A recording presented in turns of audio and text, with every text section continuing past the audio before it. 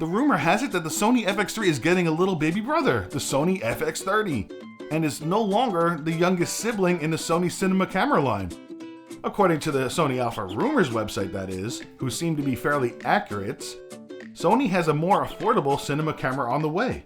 The FX30 will be an APS-C version of the current FX3, sharing its body and most of its little specs, no longer leaving the APS-C shooters out to dry.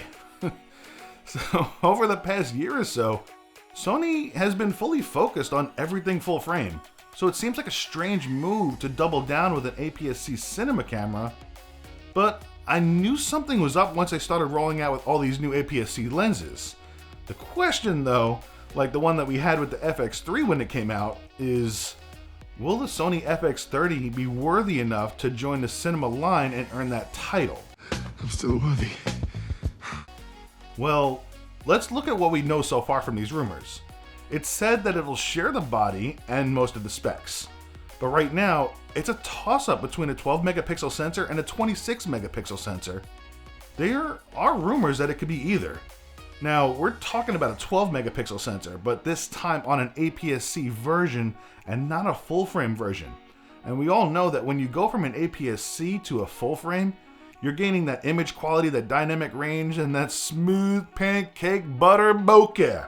So being a 12 megapixel APS-C sensor might downgrade the quality a bit, which is why I believe it's possible that it could be a 26 megapixel sensor to compensate for that, thus giving us the same features and quality of life on the FX3. So if we do get that 26 megapixel sensor, that could possibly also give us that 15 stops of dynamic range with a dual native ISO of 800 and 12,800. And while we're on that, it's said that we're getting the same version 2.0 firmware update that we just got. So are we getting Cine EI mode and the ability to import LUTs? I'm sure with having mostly all of the same FX3 specs in the FX30, we'll get the new menu system, that super fast autofocus and active steady shot. But how about the improved rolling shutter from the FX3 and not like that rolling shutter on the A7 IV?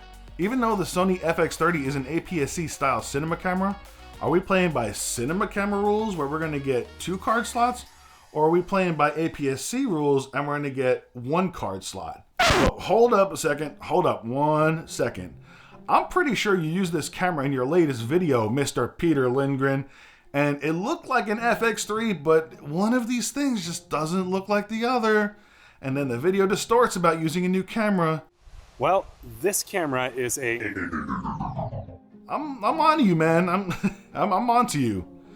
I'm onto you. So let's get back to these rumors. So they're telling us that we could be hearing an announcement towards the end of September, as well as the price for this camera being around the ballpark of about $2,500 US.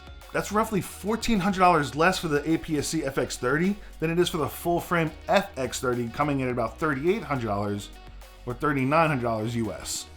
So the question is, who is this camera geared for? Someone who already uses cinema cameras on the higher end and just wants a smaller B cam or C cam or BTS so the footage can all match? Or is this for an APS-C shooter who already has all these lenses for APS-C and is just looking to get more into video? Honestly, I think I need more information before I make that decision. So I'll see you after the announcement. Peace!